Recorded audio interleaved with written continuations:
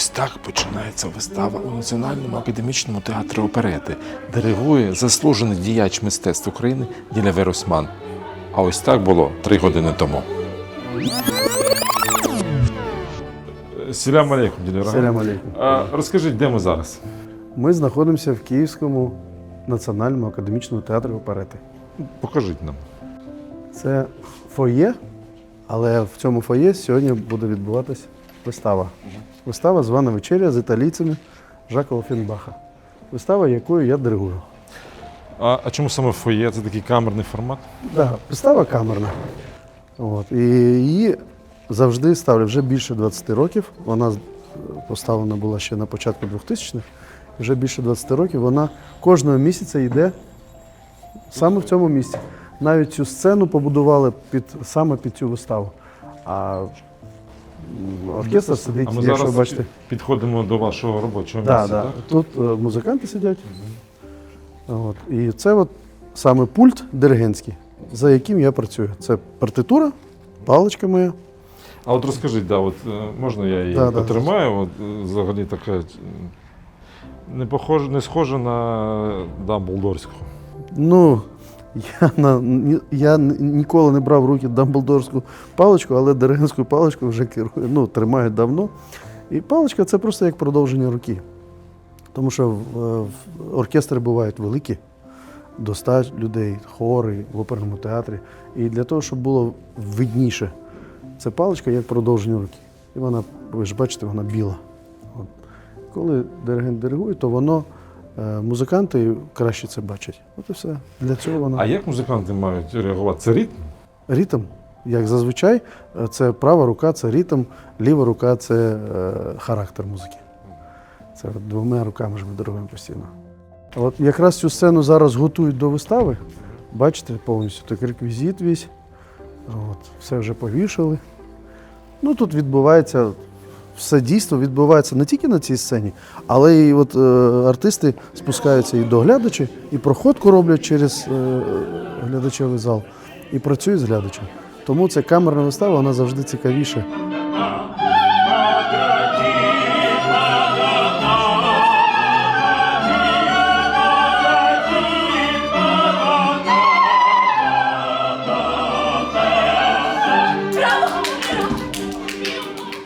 Моє робоче місце я проходжу сюди. Це диригентський пульт. От за цим пультом я диригую. Тобто ви спиною до глядачів? Звичайно. А єдина людина, яка стоїть спиною до глядача, це диригент, якому це дозволяється. От з цього місця я бачу все, що коїться на сцені, і керую оркестром. І керую повністю цим процесом, який відбувається. Те, що ви чуєте, як глядачі. Чи є якийсь особливий ритуал перед виходом до пульту, якісь там диригентські забобони? Забобонів зазвичай нема, але все рівно, коли виходиш, я як мусульманин завжди кажу «Бісмілляхі рахмані рахім». Це завжди ми так кажемо, коли щось хочеш зробити. І я завжди заходжу за пульт, обов'язково проговорю ці слова. І я думаю, що я не питав у своїх колег, у кожного є свої якісь, може бути такі теж. А нема такого, що треба зайти з лівої ноги? Нема такого. З лівої ноги, з правої такого нема. Але є таке, завжди кажуть, диригента, який він диригент, і професіоналізм мається на увазі диригента, чути по його навіть шагах, як він по його руху, як він рухається по ямі чи по оркестровій сцені, коли він йде до пульту. От звідси вже починається диригент, його видно, що він буде робити. А як це? Певна впевненість якась, коли диригент іде, з якою впевненістю, потім обличчя, вітається з музикантами. Зазвичай, коли проходиш, завжди добрий день, добрий вечір, в залежності від всім. Якби даєш настрій людям, з якими ти будеш працювати зараз. Тобто ви маєте відчувати колектив, звичайно, це емоції? Обов'язково. Яка риса характеру має бути, щоб це відчувати кожного разу? Диригент – це, по-перше, керівник, а по-друге, має бути і психологом, тому що в кожної людини є своє бачення, і свій характер, і свій настрій кожного дня змінюється. І тобі треба, я б не сказав підлаштовуватись, але налаштовувати людей в правильному русі, щоб справа йшла.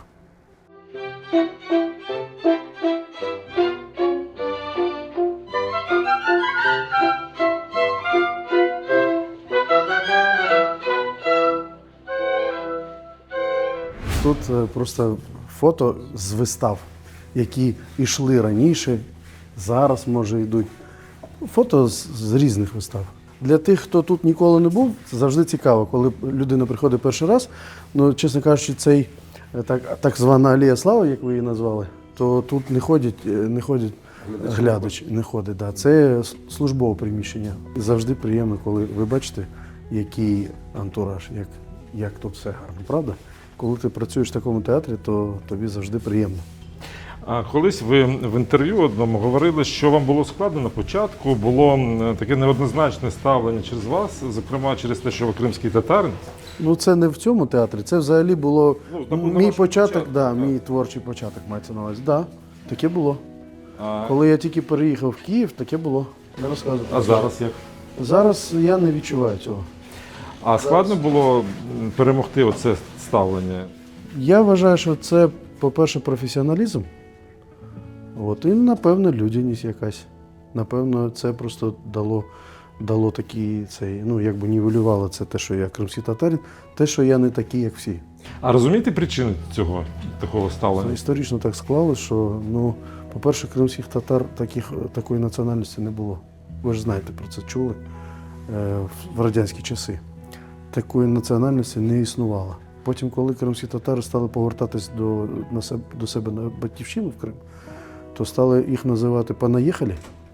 Тобто ми «понаїхалі», ми вертались додому, але нас називали, як будто ми були якимись пришлими інопланетянами. Оце, і воно ж в суспільстві, воно ж постійно про це говорилось. От прийшли, забрали землю, яке вони мають право. Ну ніхто не казав, що в кримських татар забрали будинки, їх домівки, їх все, що в них було, в общем, все життя. І просто викинули в Середню Азію. І коли поверталися, їм ніхто нічого не повернув, а десь треба було жити, і люди, і якщо їм не давали не купити будинок, я вже про це 100 разів казав. І не купити неможливо, ні побудувати, тому що тобі учасник дають. Люди вимушені були робити таким чином просто. Брати А от такі труднощі і такі виклики для вас це що? Я зараз з цим не стикаюсь, зараз стикаємося тільки з війною.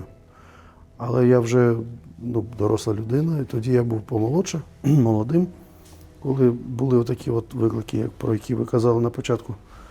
І для того, щоб це пережити, пережити, може, це не дуже правильно, але щоб вистояти, треба було мати, напевно, характер більш жорсткий. Не дати себе з'їсти. Отак.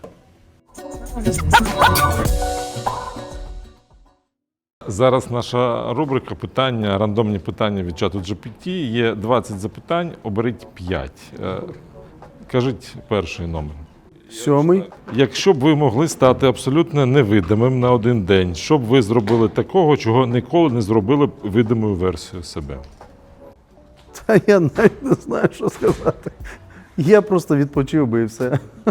Це ж можна робити в будь-якому вигляді. Краще, щоб мене ніхто не бачив, щоб я просто відпочивав. Тому що якщо ти відомий, то ти постійно, тобі хтось дзвонить, тобі то туди треба, то сюди. А так хочеться інколи бути невідімкою. Добре, друга цифра. 13. Чи буває так, що ви свідомо провокуєте конфлікт, бо тиша вам здається гіршою? Ні, свідомо не провокую, але якщо мені щось не подобається, то я можу по-різному можу повести себе. Да. Давайте 15. Якщо б ви могли прочитати думки лише однієї людини на землі протягом одного дня, кого б ви обрали і чому? Я не хотів прочитати, але просто для того, щоб відповісти на питання, я б хотів, про що думає Трамп? Трамп? Трамп. Тому що не буду казати про іншу людину, про що думає. У нас є в світі декілька ідіотів, вибачаюсь. 3. Чи є у вас така таємна, темна сторона, про яку ви знаєте, але ніколи не показуєте навіть найближче? Темна сторона, вона завжди є у кожної людини. Людина не може бути ідеальною.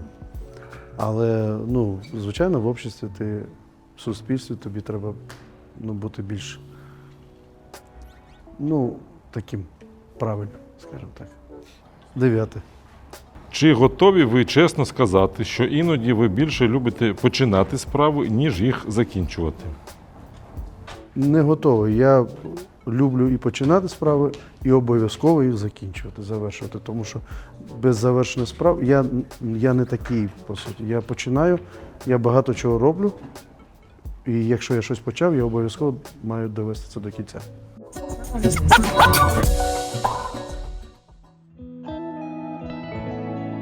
Це ми на великій сцені. За кулісами. За кулісами, звичайно. Саме цікаве місце в театрі. Да, але тут треба бути дуже обережним, тому що тут монтується зараз вистава Чикаго. А тут оця штука, це якщо в тебе щось не вийшло, можна вішатись. І часто використовуєте? Ні, жодного разу ще не було. А чи були ситуації на сцені, які пішли не за планом? Майже дуже часто таке буває. Розкажи. Саме те, що по-свіжому, це тривога. Да? Коли з'являється, починає гриміти тривога і кажуть, що все, вистава не завершується, а зупиняється. І в цей час неважливо, що відбувається на сцені, але занавіс починає закриватися. І в нас навіть курйозна ситуація в мене була на «Літуча миша», я диригую виставу цю, і на «Літучій миші» там у директора тюрми є такий текст. Що відбувається? Він трошки п'яний має бути, і щось хитається тюрма. Що відбувається? Не може, що за чортівня? І от саме на ці слова почав закриватися занавіс. Це те, що не за планом. Але буває таке, що невчасно виходить соліст, таке теж буває. В мене тут такого не було, але в опері, коли я диригував оперну виставу, таке було неодноразово. Або в мене було таке, коли актори дуже вживаються в своїй ролі і починають так, як в житті, там щось так дуже бурхливо. І ти захоплюєшся їми, а в тебе вже ти маєш диригувати, вже почати, музика має звучати, а ти стоїш захоплений, тобі починають. Вони тобі не можуть сказати, майстер, починайте музику. І починають тобі ті підмігуючи, і ти думаєш, як класно грають, оце молодці. Такі бувають речі іноді. Да. Ми знаходимося в великому залі Національного академічного театру оперети. Ця красота, я вважаю, це найкрасивіший зал в Києві. Мені дуже подобається, подивіться. І на стелю, на крісла. Тут дуже гарно. Я вже 4-й сезон працюю в цьому театрі. Я не бачив, який він був раніше. Я вже його бачив саме в такому вигляді. Але я можу сказати, я багато в театрах бував, в різних. Я вважаю, що це найкрасивіший зал в Києві. Якось ви в інтерв'ю розповідали, що ваші батьки були проти того, щоб ви займалися музикою. Мама не хотіла мене віддавати в музичну школу, тому що, із-за своїх якихось переконань, щоб я не був музикантом. Вона не хотіла з мене робити музиканта. Але не вийшло. А зараз її думка змінилася? Звичайно, змінилась, так. Да. Як це відбулося, визнання, що вам все вдалося? От мати визнала це? Слухайте, по-перше, вона мене сама ж потім і відвела в музичну школу, віддала я почав вчитись на трубі грати. Потім я після закінчення музичної школи поступив в музичне училище, потім в консерваторію, Донецьку музичну академію, потім з Донецької музичної академії в Київську національну музичну академію, в аспірантуру. На сьогоднішній день я є заслужений діяч мистецтв України, професор кафедри оперно-симфонічного диригування. Напевно, для мами це приємно визнавати, що вона зробила правильний вибір, коли мене віддала в музичну школу. Напевно, чи ви знаєте точно?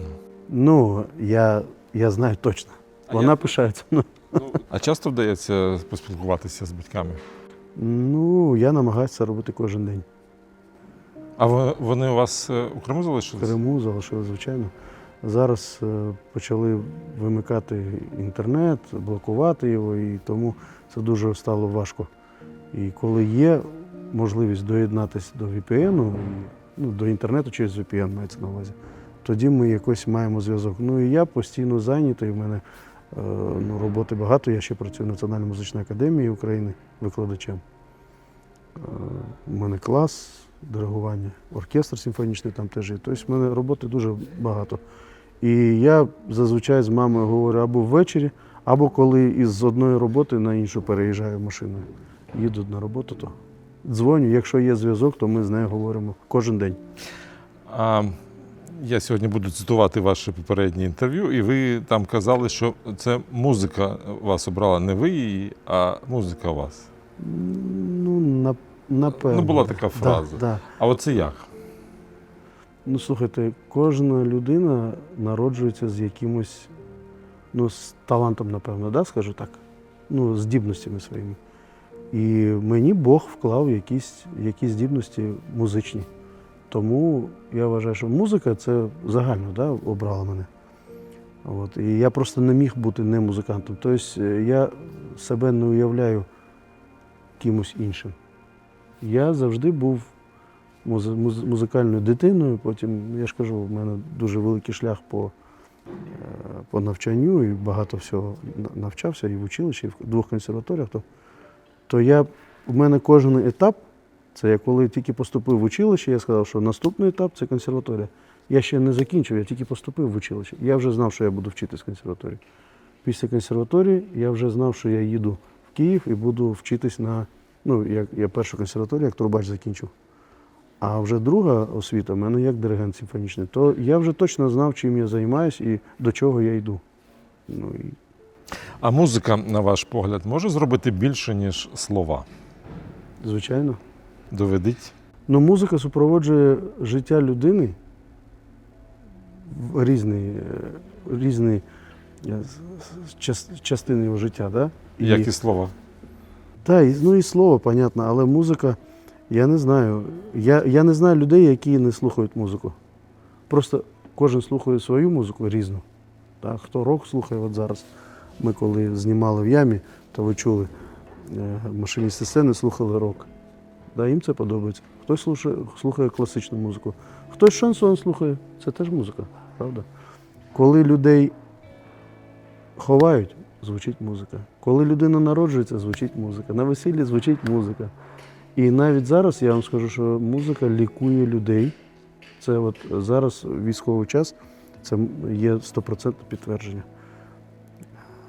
Це для нас, звичайно, приємно. У нас зали постійно повні. І не тільки в нас.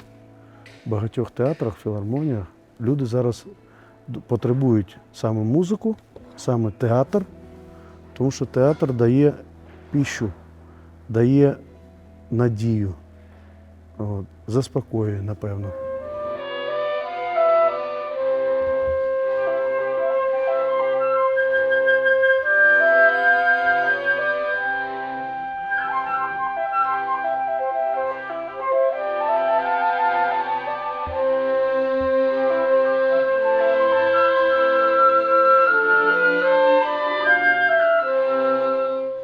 Чи є у вас можливість тут проявити свою кримсько-татарську ідентичність, там, долучити людей до кримсько-татарської культури?